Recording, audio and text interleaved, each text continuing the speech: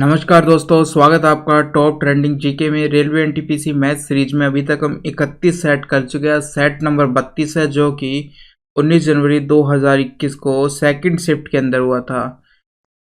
तो video continue करें उससे पहले मैं आपको बता दूं, आपकी तैयारी को स्मार्ट वर्क के तौर पर नेक्स्ट लेवल तक ले जाने के लिए मॉक टेस्ट लगाना बहुत ज्यादा जरूरी है। इससे आपका स्पेशली टाइम मैनेजमेंट हो गया।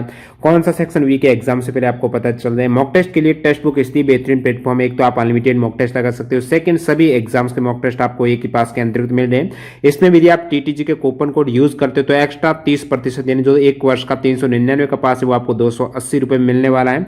एग्जाम में जो आपको पैटर्न यहाँ पर डैशबोर्ड देखने को मिलता है, सेम इंटरफेस यहाँ पर प्रैक्टिस कर सकते हो। 50,000 प्लस स्टूडेंट हैं जिन्होंने मॉक टेस्ट लगाया और तैयारी को आगे बढ़ाते हुए उनका सिलेक्शन भी हुआ। 50% आपकी तैयारी को आगे यहाँ पर इंक्रीज कर सकते हो आप। एग्जाम में जो अब तक 26,000 जो एग्जाम ओरिएंटेड मॉक टेस्ट यहाँ पर अवेलेबल है, 400 प्लस एग्जाम्स के मॉक आप लगा सकते हो। ज्यादा जानकारी के लिए डिस्क्रिप्शन बॉक्स में लिंक है, क्लिक करके ये मॉक टेस्ट सीरीज ज्वाइन कर सकते हो। तो चलिए यहाँ पर क्वेश्चंस को कंटिन्यू करते हैं।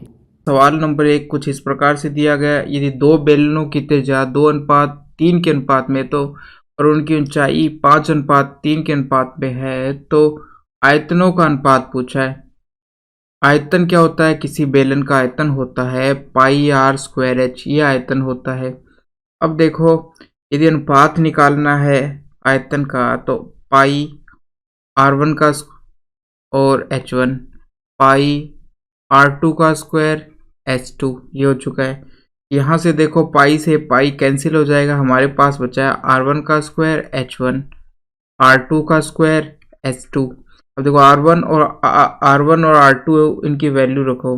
r1 की वैल्यू है 2 दे रखी है तो यहाँ आ जाएगा 2 का स्क्वायर 4। h1 की बात करते हैं तो कितना दे रखा है आपको? 5 दे रखा है, 5 हो चुका है। R2 की वैल्यू आपको 3 दे रखी है, ये 9 हो जाएगा। और S2 की वैल्यू आपको 3 दे रखी है, ये हो जाएगा। यहाँ पर आ चुका है 20 और इधर आ रहा है 27। कुछ भी आपस में कट नहीं रहा है तो ऑप्शन नंबर यही हमारा हो जाएगा। क्या हो जाएगा? रेशियो हो जाएगा। इसका आयतन का रेशियो यही हो जाएगा, ऑप्शन नंबर 3। सवाल नंबर 8 में एक शहर का नक्शा 1:50,000 के पैमाने पर तैयार किया गया है। यानी कि 50,000 मीटर को 1 मीटर में या 50,000 सेंटीमीटर को 1 सेंटीमीटर नक्शे पर 1 सेंटीमीटर के तौर पर बनाया गया है। तो इस नक्शे पर दो शहर ए और बी के बीच की दूरी 12 सेंटीमीटर है, तो दोनों शहरों के बीच की वास्तविक दूरी कितनी है? वो कह रहा है कि जो नक्शा है उसके ऊपर दूरी कितनी है? 12 सेंटीमीटर। और हमें दे रखा है कि एक 50,000 को जो बनाया गया है नक्शे पर वो एक बनाया गया है, यानी 50,000 दूरी है। यदि सेंटीमीटर में है तो 1 सेंटीमीटर, मीटर में है तो 1 मीटर। तो देखो, यदि दूरी नक्शे पर कितनी है? 12, तो यहाँ नक्शे पर एक कितने के बराबर? 50,000। तो नक्शे पर यदि 12 है, जो एक्चुअल में कितनी हो जाएगी? 50,000 को 12 से आप मल्टीप्लाई कर दो तो नक्शे पे देखो 1, यदि नक्शे पर 12 हुआ तो 1 को 12 से मल्टीप्लाई करना पड़ेगा तो 12 हो जाएगा। और एक्चुअल में यदि कितना इतना, तो 12 को इससे आप मल्टीप्लाई करोगे तो कितना हो जाएगा? ये हो जाएगा 60 हो रहा जाएगा। बाकी पीछे 4 जीरो थी, ये हो जाएगा। तो ये कितना आ चुका है? इतना आ चुका है। तो दोनों शहरों के बीच की वास्तविक दूरी पूछिए। ये आपके पास किस में आई है? सेंटीमीटर में आई है, क्योंकि ये 12 सेंटीमीटर दे रखा था आपको। या ये सेंटीमीटर में। अब देखो, मीटर में बदलने के लिए हम 100 से मल्टीप्लाई कर 100 से डिवाइड करेंगे, और मीटर को फिर 1000, फिर किलोमीटर में चेंज करने के लिए आपको 1000 से डिवाइड करना पड़ेगा। तो देखो, हमारे पास जो वैल्यू है ये है, ये वाली वैल्यू है 6 लाख। इसको सबसे पहले तो आपको मीटर में चेंज करने के लिए 100 से डिवाइड करना पड़ेगा, और किलोमीटर में बनाने के लिए 1000 से और डिवाइड करना पड़ेगा। अब देखो, 2 से ये 0 कट चुके हैं और इन 3 से ये 0 कट चुके हैं। हमारे पास 6 किलोमीटर बन चुका है, ये 6 किलोमीटर बन चुका है, ऑप्शन नंबर 2। और बाकी आप जब यहाँ पर हमारा ऑप्शन आ चुका था 60, ये 6 लाख आ चुका था, 0 तो हमने देखनी नहीं थी क्योंकि हमारे पास 6 का एक ही ऑप्शन है, तो आपको ये भी निकालने की जरूरत नहीं थी। बस आगे आपको 6 दिखा और आप ऑप्शन चूज कर सकते थे, ऑप्शन नंबर 2। सवाल नंबर 12, और यहाँ पर दो संख्याएं 4√6 और 3√24 दे रखा है, इनका गुणनफल पूछा है। तो देखो, 4√6 तो ठीक है, अब हम जब √24 के टुकड़े करते हैं तो क्या आएगा, √24 के यदि आप टुकड़े करोगे तो क्या हो जाएगा, 4 × 6 इस प्रकार से हम टुकड़े कर सकते हैं। तो 4 √6 तो 1 हो गया है। यहाँ से जो 4 है √ में वो बाहर आकर 2 बन जाएगा, तो ये हो चुका है 2 और 3 6, और √ में बच चुका है 6, √ में केवल 6 बचा है। तो अब देखो बाहर तो हो चुका है 24, बाहर तो जो 4 को 6 से मल्टीप्लाई किया तो 24, और √6 के √6 से मल्टीप्लाई होती है तो ये 6 बन जाता है। तो यहाँ से आपका ऑप्शन आ चुका है, कितना आ चुका है, 144 आ चुका है। और 144 क्या है, एक परिमेय संख्या है। परिमेय संख्या का मतलब रैशनल नंबर है, रैशनल नंबर है, रैशनल नंबर है। तो परिमेय संख्या हो चुकी है, क्योंकि ये परिमेय संख्या है। परिमेय संख्या क्या होती है, जिनको हम P/Q के रूप में लिख सकते हैं। तो यदि इसके नीचे आप 1 लिखते हो तो कोई इससे फर्क नहीं पड़ने वाला। तो ये हो चुका है परिमेय संख्या, ऑप्शन नंबर 4। देखो अब यहाँ पर बाकी ऑप्शन और देख लेते। ऋणात्मक आया नहीं है हमारा, इसलिए अपरिमेय इरेशनल नंबर होता है यदि ये नंबर चलता रहता, या फिर √ के अंदर यदि ये √ नहीं कटता हमारा, क्योंकि ये √ यदि नहीं होता, √ रह जाता साथ में, दोनों में से 2 √ है यहाँ पर, तो √ होकर 6 बन चुका है। यदि एक √ होता तो √ रह जाता, और √ में जो 3 होता है, ये 3 यदि रहता तो इसका मतलब कि हमारा संख्या है जो इरेशनल आती, अपरिमेय संख्या आती, क्योंकि जो √3 है वो इरेशनल होता है, अपरिमेय होता है। तो ये हो गया अपरिमेय। और अभाज्य संख्या होती है कि अभाज्य संख्या का मतलब है कि एक ऐसी संख्या जो किसी अपने से भाग जाती है और 1 से भाग जाती है, ऐसी संख्याओं को अभाज्य संख्या कहा जाता है, इंग्लिश में प्राइम नंबर कहते हैं। सवाल नंबर 14 के अंदर क्या दिया गया है, ये दिया है x बराबर ये। तो देखो यदि x बराबर ये दे रखा है, इसको a माना और इसको b माना, यदि a² - b² का मान 1 आता है, यदि a² - b² का मान 1 आता है तो चेक करो आप। देखो a² किया 3 का और 2 1 आ रहा है।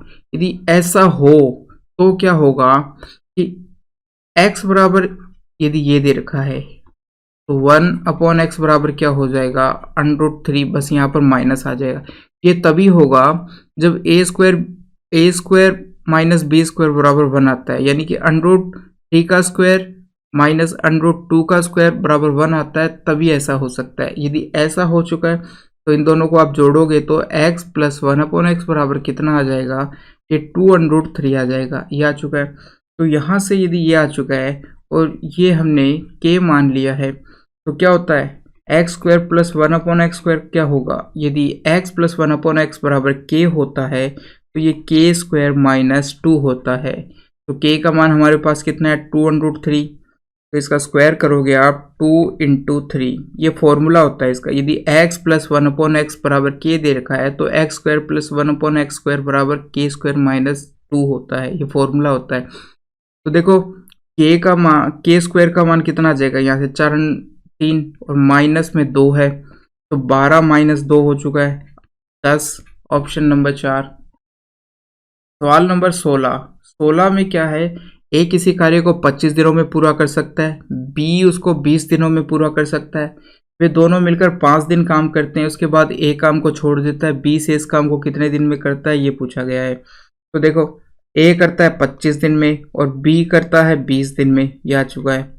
ए 25 दिन में, बी इतने में, तो टोटल काम इनका एलसीएम ले लो, कितना आ जाएगा, तो 25 से गया 4 और ये गया 5, यानी इनकी इफ़िशियंसी का रेशियो आ चुका है 4:5, और ये है टोटल काम आ चुका है।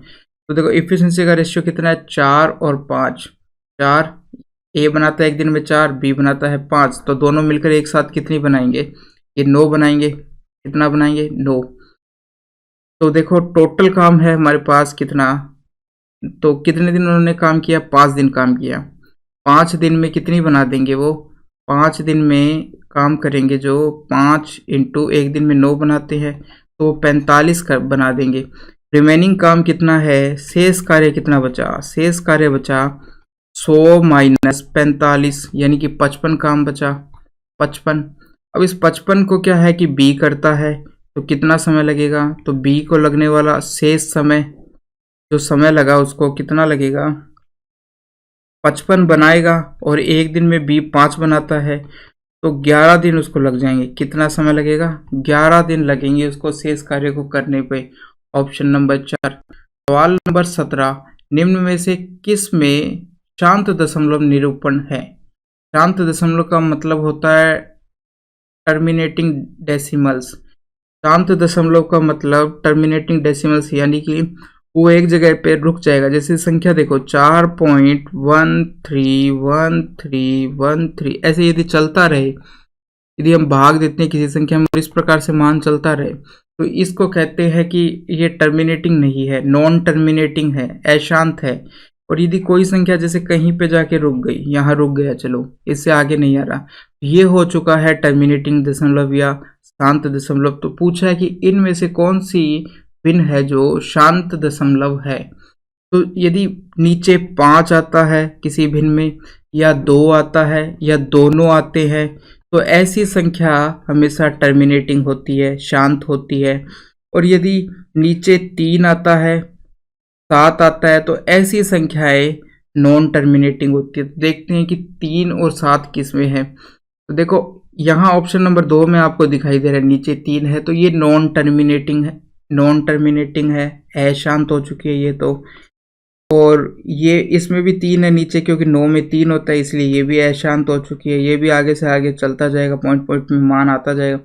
और ये भी अशांत हो गई है क्योंकि इसमें 7 आ रहा है।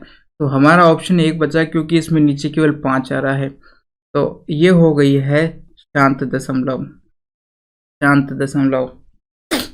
तो देखो अब हम मान रख के, जैसे मैं इसको बता भी देता हूँ किस प्रकार से। 5 और 5, 6/5 आ चुका है। अब देखो हम भाग देते हैं जब 6 में 5 का, तो कितनी बार जाएगा, 1 बार जाएगा, 5 आ जाएगा। फिर बचा 1 और पॉइंट लगा 0 और 2, देखो ये आ जाएगा 1.2, रुक गया ना मान। यदि ये चलता रहता आगे से आगे आगे आगे, तो हम उसको कहते हैं अशांत। जो कि 2, 3, 4 ये अशांत आएंगे, एक ही शांत आएगा। सवाल नंबर 18, यदि 15 शर्ट का क्रय मूल्य 10 शर्ट के विक्रय मूल्य के बराबर है तो लाभ या हानि प्रतिशत कितना होगा। तो देखो 15 शर्ट का क्रय मूल्य बराबर 10 शर्ट के एसपी सेलिंग प्राइस के बराबर है। तो कॉस्ट प्राइस बटे सेलिंग प्राइस का रेशियो हमारे पास कितना आ चुका है, 10/15। यहाँ से 2:3, यानी कॉस्ट प्राइस उसकी 2 है और सेलिंग प्राइस 3 के अनुपात में है। और जो उनका लाभ हुआ है वो 1 का हुआ है। तो 1 का लाभ हुआ है कितने पर, 2 पर इंटू 100, तो कितना आ चुका है, यहाँ से ये आ चुका है 50% के बराबर। Option number 3। सवाल नंबर 19, 25 प्रेक्षणों का माध्य 36 दे रखा है। यदि इसके पहले 13 प्रेक्षणों का माध्य 32 है और अंतिम 13 प्रेक्षणों का माध्य 40 है, तो इसके 13वें प्रेक्षण का माध्य क्या होगा। देखो इसको किस प्रकार से निकालते हैं। ये 13वां प्रेक्षण है जो यहाँ पर भी है और यहाँ पर भी। देखो टोटल प्रेक्षण है 25। अब देखो 13 प्रेक्षण स्टार्टिंग के पहले 13, तो 12 + 1 यही आ गया, ठीक है। और अंतिम से यदि बात करें 12, 13 की बात करें तो 12 + 1 13, ये तो ये वाला प्रेक्षण दोनों में कॉमन है। तो इसको किस प्रकार से सवाल को करते हैं। तो देखो सबसे पहले आप लिखोगे, जो माध्य आपको दे रखा है 36 माध्य दे रखा है सभी का, तो 36 लिख लिया। अब देखो 13 प्रेक्षण में 32 है, पहले 13 प्रेक्षणों का माध्य कितना है, 32। तो 36 से कितना कम है, ये है 4 कम है, तो हमने -4 कर दिया। कितने का, 1 में यदि -4 कम है तो 13 का कितना हो जाएगा, -52 हो जाएगा। 13 × 4, तो यहाँ लिख देंगे -52। अब आगे देखो अगले 13, ये कितना ज़्यादा है, 40 36 से 4 ज़्यादा है, प्लस के 4 है। तो 13 में कितना ज़्यादा हो चुका है, 13 × 4 कर देंगे जो कि 52 आएगा आपको। तो यहाँ पर प्लस का 52 जुड़ जाएगा। अब देखो इसको सॉल्व कर लो, आपका वही हो जाएगा 13वें प्रेक्षण का मान।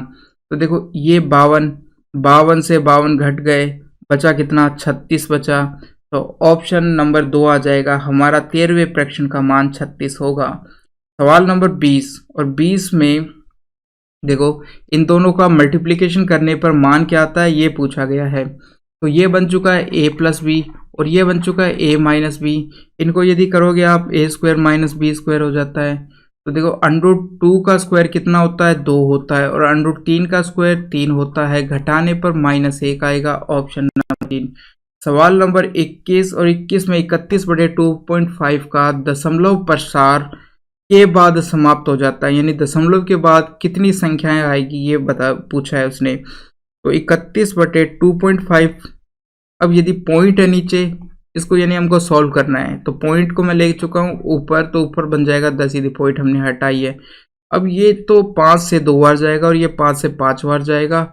इनको यदि आप मल्टीप्लाई करोगे तो कितना आ जाएगा, 62 आ जाएगा, 62/5 आ जाएगा।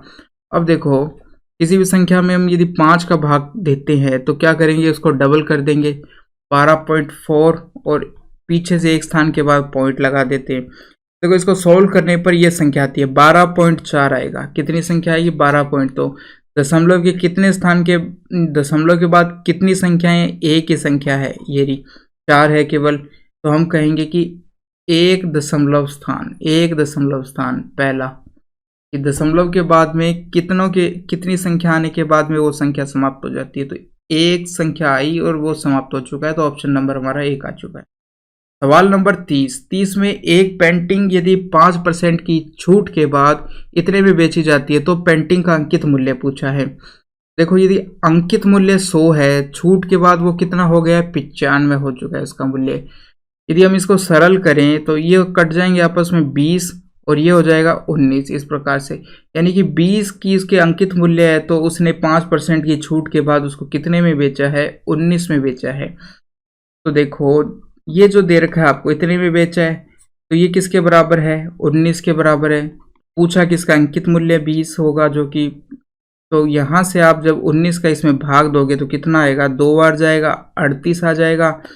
38 के बाद में कितना बचेगा, 4 और 1, 142 बचेगा।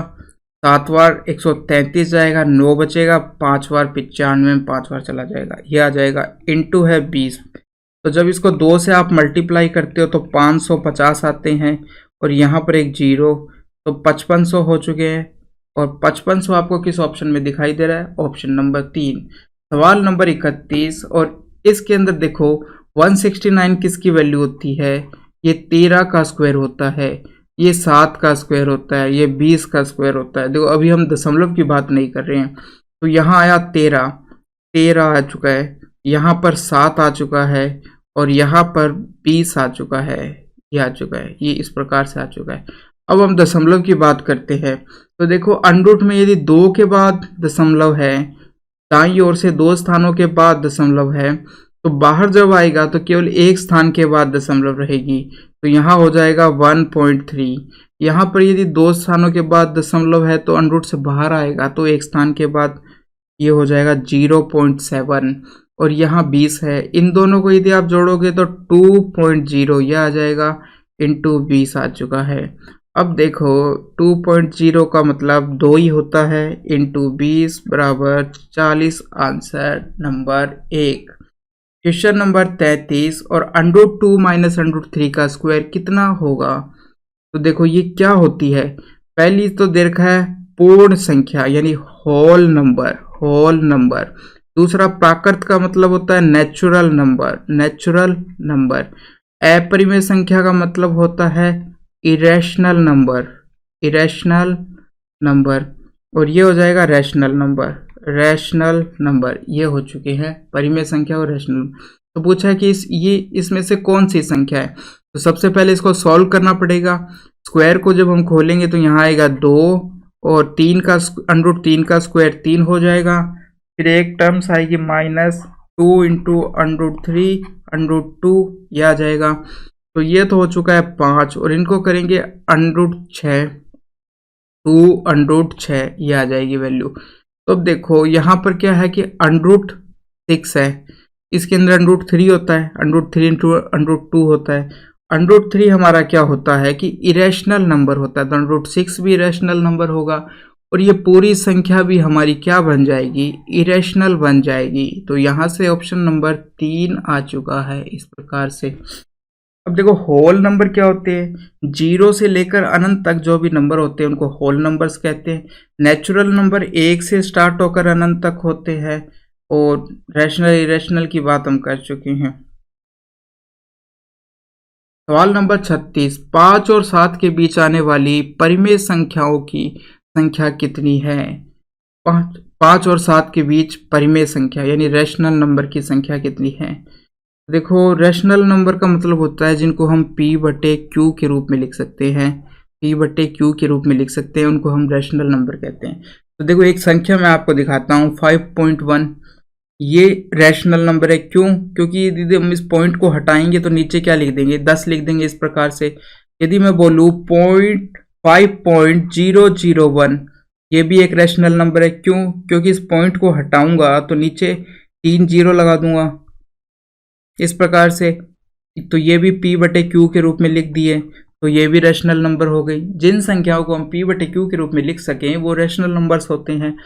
तो 5/7 के बीच में या 5/6 भी वो कहता, तो इसके बीच में अनंत रैशनल नंबर होते हैं। क्यों? क्योंकि कितनी भी संख्या हो सकती है, 5.1 बोल दो, 5.2 बोल दो, 5.3 बोल दो, 5.01, 5.102 बोल दो, इस प्रकार से कितना भी बोल सकते हैं, 5.001, 6.001। तो इस प्रकार से खूब सारी संख्या होती है, अनंत संख्याएं हो सकती है। कौन सी? Rational numbers. दो संख्याओं के बीच में अनंत रैशनल नंबर्स हो सकते हैं।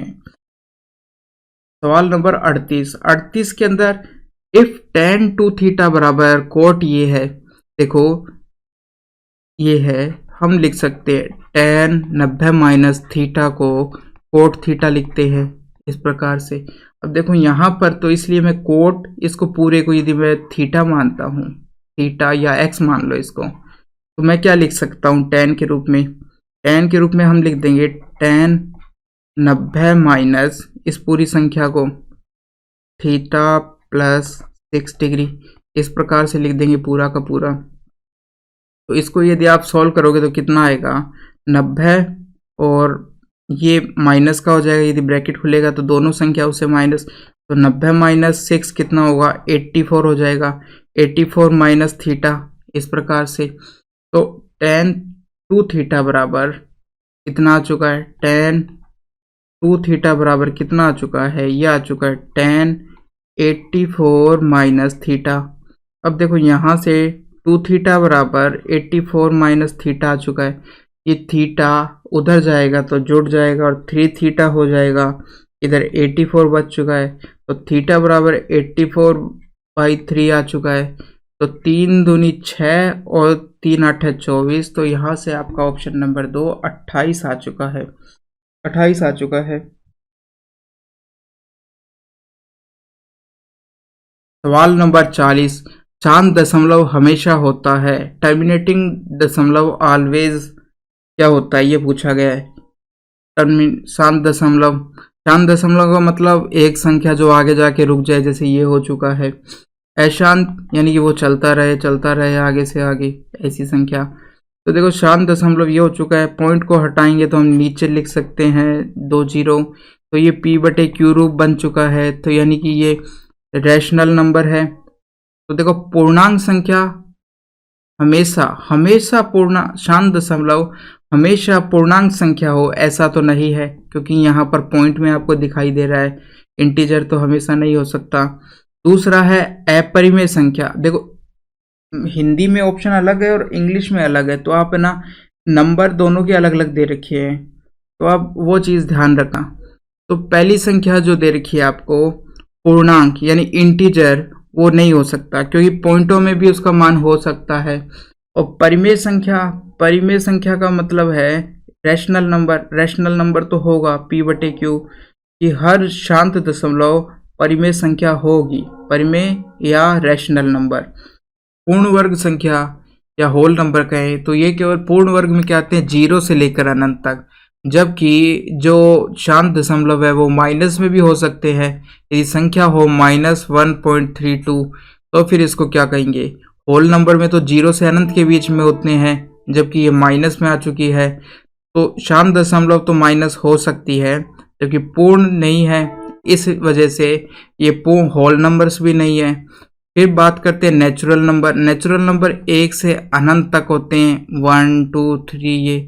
तो यहाँ पर तो केवल 1 से लेकर ये इंटीजर संख्याएं आती है, तो इस वजह से और हमारा नंबर पॉइंटों में हो सकता है, इसलिए नेचुरल नंबर नहीं होगा, होल नंबर नहीं होगा, इंटीजर नहीं होगा, केवल रैशनल नंबर होगा।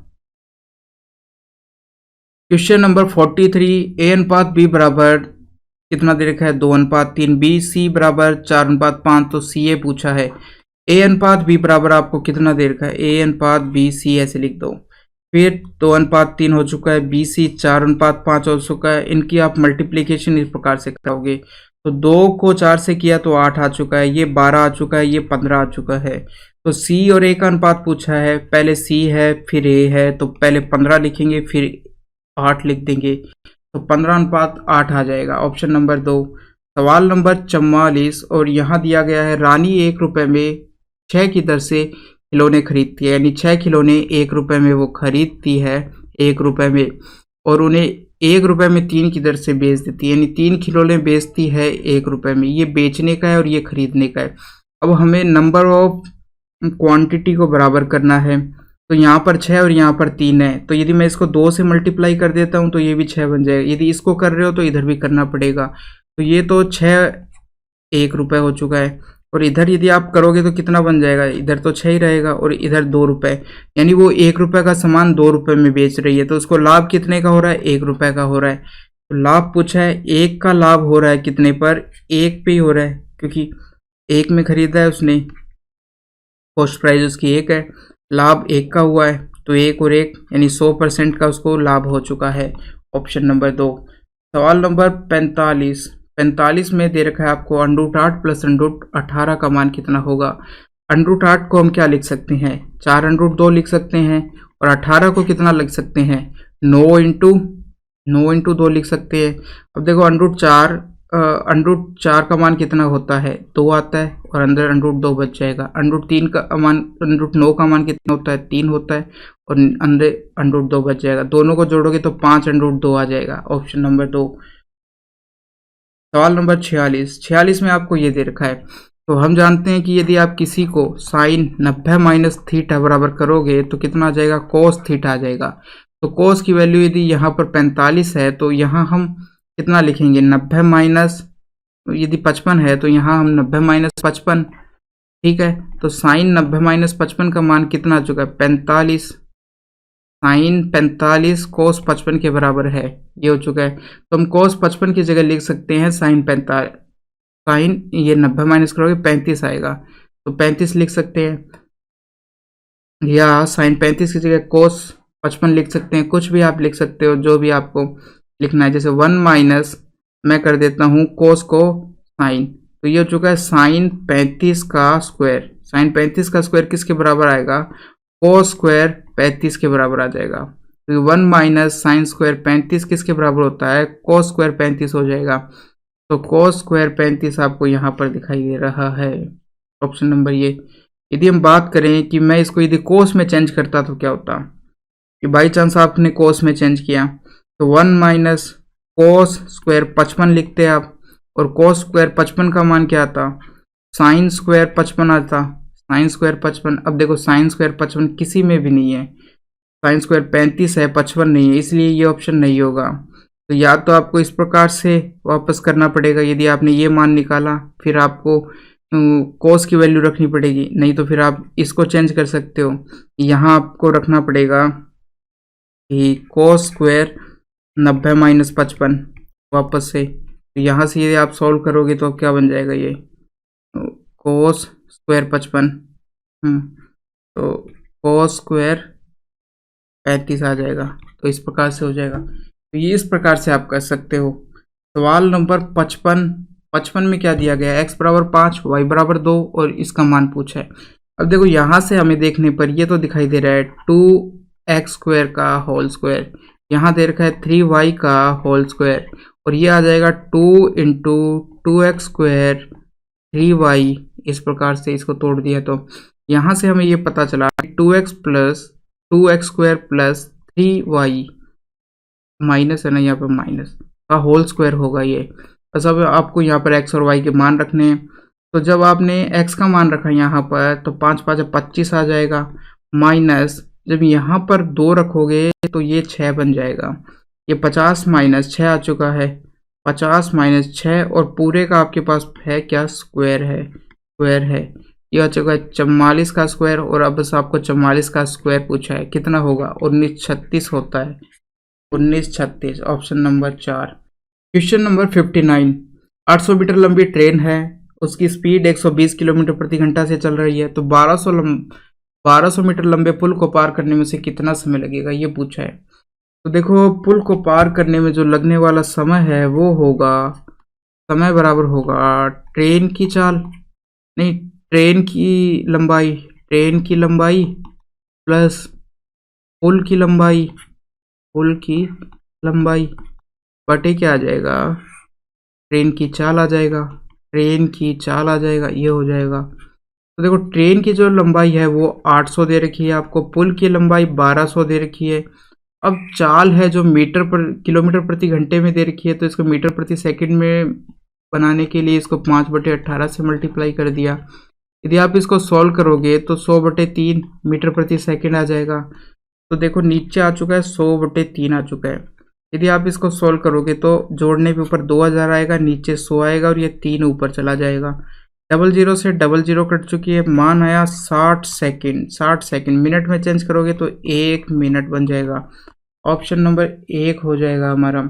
सवाल नंबर 65, ए बी को 10% के लाभ पर एक रेडियो बेचता है और बी इसे सी को 5% के लाभ पर बेचता है। यदि सी इसके लिए 462 रुपये का भुगतान करता है तो ए ने इसके लिए कितने का भुगतान किया, ये पूछा है। तो मान लिया कि ए का जो कॉस्ट प्राइस है वो एक्स है, 10% के लाभ पर इसको बेचता है तो 110/100 हो जाएगा। बी को इसने इतने में बेच दिया है। अब बी इसको सी को बेचता है 105% पर, तो ये हो चुका है। अब जो कि बराबर है 462 की, ये हो चुका है। तो यहाँ से 0 से 0 कट जाएगी, ये 21/20 आ जाएगा। तो x बराबर हमारे पास क्या आ चुका है, 462 इंटू 200 और नीचे आ चुका है 21 इंटू 11। 11 से यदि आप इसको सॉल्व करते हो तो 4 और 2 ये आ चुके, 21 से करोगे तो 2 आ जाएगा। यहाँ से आपका आंसर 400 आ चुका है। यानी कि ए का जो क्रय मूल्य है, ए ने जितने में खरीदा है वो 400 रुपये में खरीदा है। सवाल नंबर 69, यदि एक घन का विकर्ण 10√3 है तो इसका आयतन पूछा है।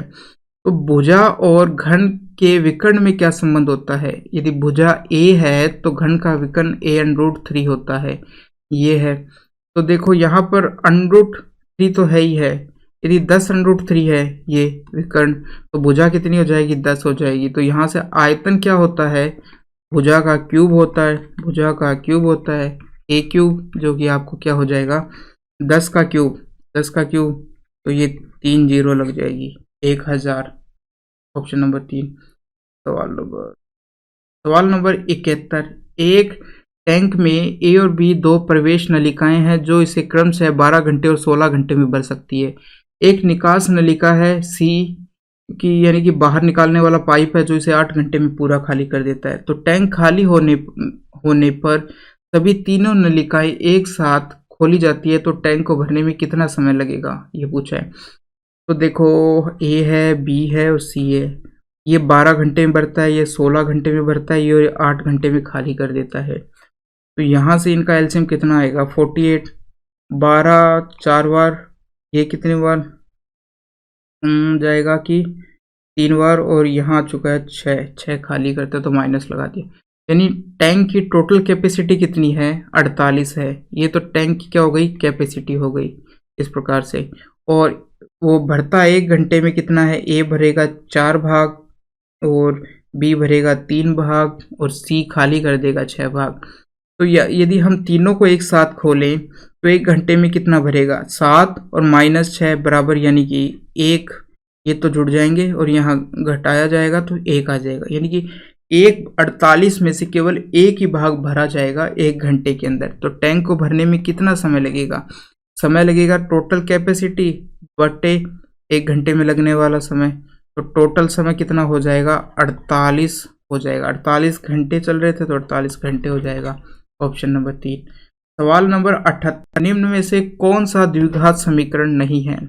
द्विघात समीकरण नहीं है यानी जहां पर x की मैक्सिमम पावर 2 होगी वो द्विघात है। यदि पावर 3 हो गई या पावर 1 हो गई, 5 हो गई, 2 के अलावा यदि मैक्सिमम पावर 2 के अलावा कुछ भी है तो वो द्विघात क्वाड्रेटिक इक्वेशन नहीं है। तो देखो ऑप्शन नंबर 1 को हमें चेक करना पड़ेगा। 1 को यदि आप सॉल्व करते हो, हमें थोड़ा सा सरल करना पड़ेगा इसको। एक्स स्क्वायर प्लस आ जाएगा 4x प्लस 4, ये मान आ जाएगा। राइट साइड में क्या मान आएगा? राइट साइड में आएगा 4x स्क्वायर प्लस 2x, ये आ जाएगा। 4x स्क्वायर नहीं, 2x square, 2x square plus 2x, ये मान आ जाएगा। अब यहाँ से देखो ये उधर ले जाते हैं हम तो क्या बन जाएगा आपके पास? X square minus 2x square, इसी प्रकार से 4x माइनस 2x प्लस 4, ये हो चुके। सबको इधर लिया है। अब यहाँ देखो, यहाँ देखने पर क्या दिखता है आपको? माइनस एक्स स्क्वायर ये घट जाएंगे और यहाँ एक्स एक्स प्लस पद वाले आपस में घट जाएंगे तो ये 2x हो जाएगा। यहाँ 4 बराबर 0 आ जाए तो x की मैक्सिमम पावर यहाँ पर आपको कितनी दिखाई दे रही है? 2 दिखाई दे रही है। तो ये हो चुकी है द्विघात इक्वेशन। तो पहली इक्वेशन तो द्विघात है। देखो हाँ, यहाँ पर देखो एक्स स्क्वायर था और यहाँ 2x स्क्वायर है। तो आप इधर से भी ऐसे भी देख सकते हैं कि एक एक्स स्क्वायर में से इधर जाके घट जाएगा, बचेगा एक्स स्क्वायर। तो यानी कि एक एक्स स्क्वायर तो आ चुका है, तो मैक्सिमम पावर आ चुकी। यहाँ से इसी प्रकार से देखो कि एक्स स्क्वायर आएगा सबसे बड़ी पावर, और इधर यदि आप देखते हो तो केवल 2x आती है। तो एक्स स्क्वायर तो किसी से कटेगा नहीं, घटेगा नहीं, तो मैक्सिमम पावर यहाँ पर एक्स स्क्वायर ही रह जाएगी। ठीक है, तो ये भी द्विघात इक्वेशन है। जब आप ऑप्शन नंबर 3 को देखते हो तो यहाँ पर m की यहाँ तो पावर 1 है और यहाँ पर कितना आएगा? 2m स्क्वायर आएगा मैक्सिमम पावर। तो ये 2m स्क्वायर में से एक m स्क्वायर घट जाएगा तो एक बच जाएगा m स्क्वायर, पूरा तो खत्म हुआ नहीं। तो मैक्सिमम पावर यही है, तो ये हो जाएगा। अब देखो इस पद की चेक करते हैं, चौथे की बात करते हैं। इधर तो आपको दे रखा है, इसको यदि हम खोलते हैं तो कितना आएगा? एक्स स्क्वायर आएगा, फिर 4x आ जाएगा, उसके बाद में 4 आ जाएगा, ये आ जाएगा। और इधर है x square plus 3x plus 1, ये है। तो देखो यहाँ यदि ये उधर जाएगा तो एक्स स्क्वायर से एक्स स्क्वायर खत्म हो जाएगा और ये जाएगा। अब देखो एक्स स्क्वायर का हाईएस्ट पद कट चुका है, क्या बचेगा? इधर 7x आ जाएगा और ये जाएगा तो इधर बचेगा 3 बराबर 0। तो x की मैक्सिमम पावर इसमें आपको देखने में कितनी दिखाई दे रही है कि a की पावर है, इसलिए ये द्विघात इक्वेशन नहीं है। पावर यदि 2 होती है तो उसे हम द्विघात या क्वाड्रेटिक इक्वेशन कहते हैं। यहाँ पर पावर 2 नहीं है, ये रेखिक इक्वेशन है। तो ऑप्शन नंबर 4 हो चुका है जिसके अंदर द्विघात समीकरण नहीं है। सवाल नंबर 79, पहली 10 विषम प्राकृत संख्याओं का माध्य ज्ञात करना है। पहली 10 विषम संख्याएं यानी कि प्राकृत संख्या होती है नेचुरल नंबर। तो पहला नेचुरल नंबर 1 विषम में, दूसरा 3 विषम की बात कर रहे हैं, और तीसरा 5, चौथा ऑड नंबर कितना आ जाएगा? हमारा आ जाएगा 7। इस प्रकार से एक छोड़कर एक आ जाएगा। तो जब ऑड नंबर को इनको जोड़ते हैं, प्रथम 10 ऑड नंबर, प्रथम 10 देखो, प्रथम n ऑड संख्या यानी कि विषम, प्रथम n विषम संख्या का योग क्या होगा? ये हो जाएगा आपका n स्क्वायर होता है, n स्क्वायर होता है। और प्रथम n इवन नंबर का क्या होता है? इवन यानी कि सम संख्याओं का योग क्या होगा? ये हो जाएगा आपका n+1, ये होता है n+1। तो उसने क्या पूछा है यहाँ पर? ओड संख्याओं का माध्य पूछा है। माध्य क्या होता है? पहले सबको जोड़ते हैं फिर नंबर ऑफ संख्याओं से भाग दे देते हैं। तो देखो संख्याओं का योग कितना आया विषम का? n square. तो 10 संख्याएं थी। ऐसे देख लो आप, देखो संख्याओं का योग कितना है, n संख्याओं का योग n स्क्वायर। और यदि आप माध्य निकालते हो तो n से, क्योंकि नंबर ऑफ संख्याएं n है तो n से डिवाइड करेंगे तो n आ जाएगा आपका माध्य। माध्य तो विषम संख्याओं का माध्य कितना आएगा? यदि 10 संख्याओं का पूछा है तो 10 ही हो गया, यदि 12 संख्याओं का पूछा है तो माध्य 12 हो जाएगा। प्रथम विषम ओड नंबर का माध्य n हो जाएगा। तो यहाँ पर कितनी संख्याओं का माध्य पूछा है? 10 का, तो 10 का क्या हो जाएगा? n, तो 10 का 10 हो जाएगा, यानी प्रथम 10 संख्याओं का माध्य तो 10 हो चुका है। यदि वो सम का पूछता प्रथम 10 संख्याओं का, तो 10 को देखो योग क्या होता है? 10, 10 प्लस 1 11, ये हो चुका है प्रथम संख्याओं का योग 110 हो चुका है। 10 इंटू 10 110 हो चुका है, और बटे 10 से करोगे आप 11, यानी कि प्रथम n संख्याओं का, n सम संख्याओं का माध्य क्या होता है? n+1 होता है। यानी 10 संख्याएं हैं तो उसमें एक आप जोड़ दोगे, 10 प्लस 1 11 डायरेक्ट लिख सकते हो। तो यहाँ से आप दो चीजें ध्यान रख सकते हो। प्रथम n ओड संख्याओं का योग n स्क्वायर होता है, और प्रथम n इवन संख्याओं का योग n+1 होता है। और माध्य की बात करें तो इनका तो n होता है और इनका n+1 होता है, ये ध्यान रख सकते हो। सवाल नंबर 80, यदि 33 मीटर का एक कपड़ा बेचने पर रानी को 11 मीटर कपड़े के विक्रय मूल्य के बराबर लाभ होता है। तो देखो 33 मीटर कपड़े को बेचने पर, तो जो भी कहता है कि यहाँ पर देखो वो लाभ के रूप में जिसको भी व्यक्त करता है, यहाँ पर जैसे विक्रय मूल्य के बराबर लाभ होता है उसको, यदि वो क्रय मूल्य के बराबर लाभ होता तो हम क्रय मूल्य को मानते। यहाँ पर उसने विक्रय मूल्य की बात करी है तो हम विक्रय मूल्य से क्वेश्चन स्टार्ट करेंगे। वो कह रहा है कि 11 मीटर कपड़े के विक्रय मूल्य के बराबर लाभ होता है, तो हम मान लेंगे कि 1 मीटर कपड़े का विक्रय मूल्य 1 रुपये है। क्या? 1 मीटर कपड़े का विक्रय मूल्य 1 रुपये है। विक्रय मूल्य 1 मीटर कपड़े का 1 रुपये है, तो 33 मीटर कपड़े का विक्रय मूल्य 33 रुपये हो चुका है। और उसको लाभ होता है 11 मीटर कपड़े के विक्रय मूल्य के बराबर, तो 11 मीटर कपड़े का विक्रय मूल्य कितना आ जाएगा? 11 आएगा, तो 11 रुपये का लाभ हो चुका है। तो क्रय मूल्य कितना होगा? 33 में से 11 घटाओगे 22 बच जाएगा, तो ये क्रय मूल्य हो चुका है। अब पूछा है लाभ प्रतिशत कितना है? 11 का लाभ उसको 22 पर होता है, तो 11/22 इंटू 100 कर देंगे हम, यहाँ से 50% आपका लाभ आ चुका है। Option number 2। सवाल नंबर 83 में संख्याएं दे रखी है, इनकी माध्यिका पूछी है आपसे। माध्यिका क्या होती है? यदि संख्याएं विषम होती है तो बीच वाली संख्या होगी।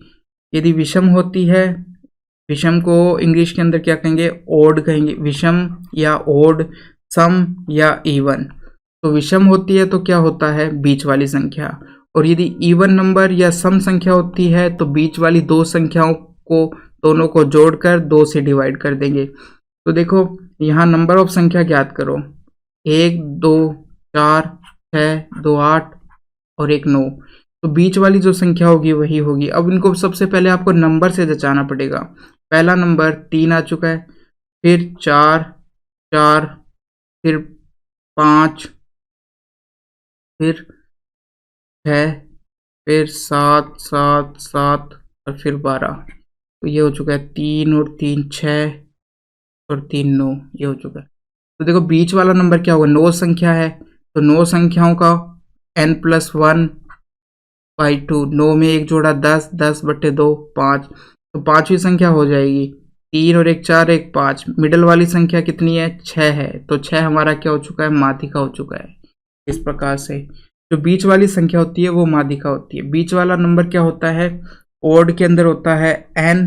यदि नंबर ऑफ संख्याएं n है तो उसमें आप 1 जोड़ोगे, 2 कर दोगे। जैसे यहाँ पर संख्याएं 9 है, तो 9 में हमने 1 जोड़ा, 10 हो चुका है। 10 को यदि 2 से भाग दोगे तो 5 आ जाएगा। इस प्रकार से हमें पता चल जाएगा कि वो वाली संख्या। तो पांचवी संख्या कितनी है? 6। और आप ऐसे भी देख सकते हो, इनको देख लो कि 4 और 5 और इधर भी 4 है 5 है, तो इस किसी भी तरीके से आप जिस हिसाब से करना चाहें।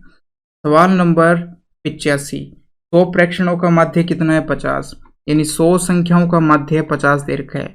अब एक 50 संख्या थी, उसको हमने क्या है 150 से बदल दिया, तो नया माध्य कितना आएगा, 150 से बदल दिया यानी कि 100 ज़्यादा आ चुका है। तो ये 100 संख्याओं में बंटेगा, तो हर संख्या को कितना कितना मिलेगा, 1 मिलेगा।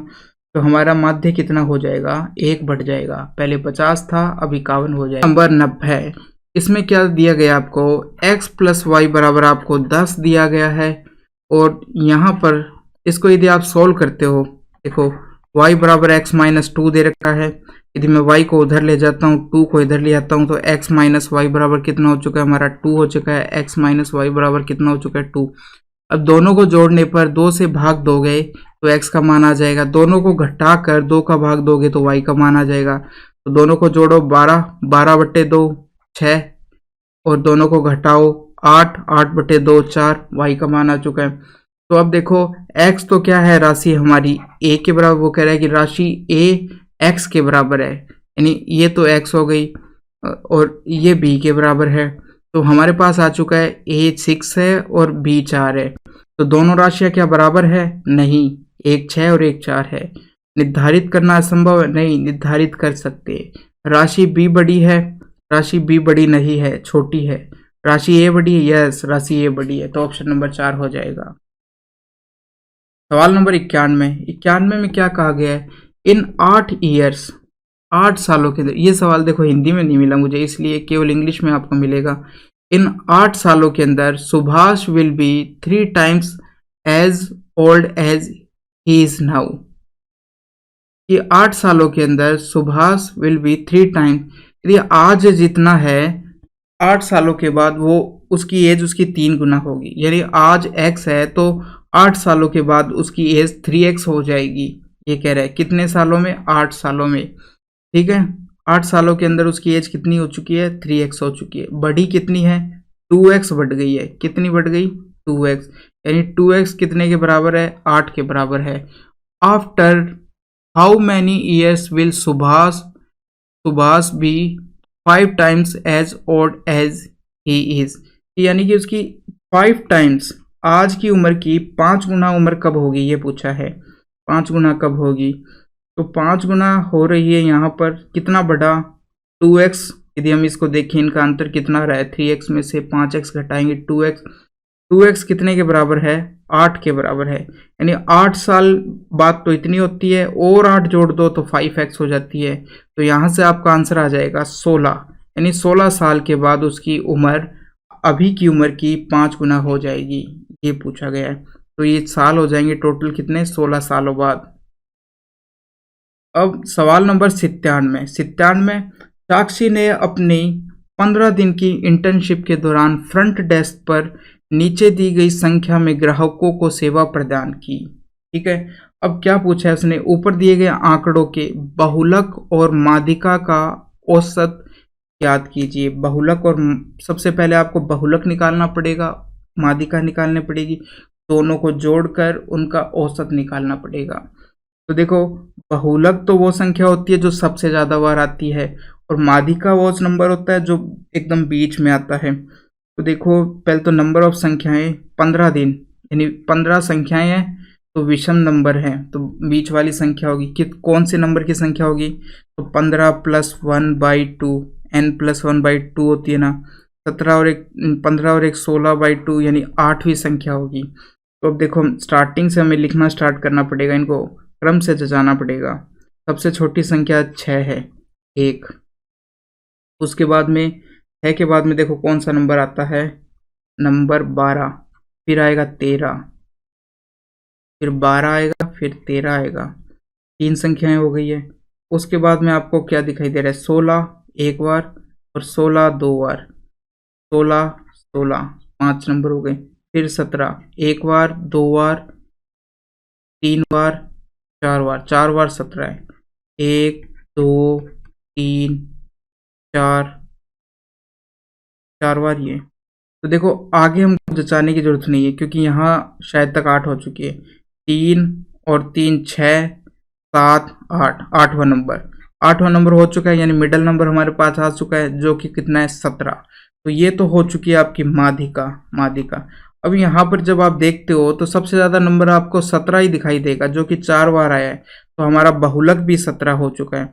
बहुलक भी कितना हो चुका है? 17। तो माध्यिका 17 और बहुलक 17। अब इनका औसत निकालना है। बहुलक बहुलक प्लस माध्यिका बाई 2, औसत इसी प्रकार से निकालते हैं। यदि दो संख्याएं हैं तो दोनों को जोड़कर बाई 2 कर देते हैं। तो 17 प्लस 17 बाई 2, तो यहाँ से हमारा कितना आ चुका है? 17 ही आएगा। ऑप्शन 3 ये हो चुका है। सवाल नंबर 100।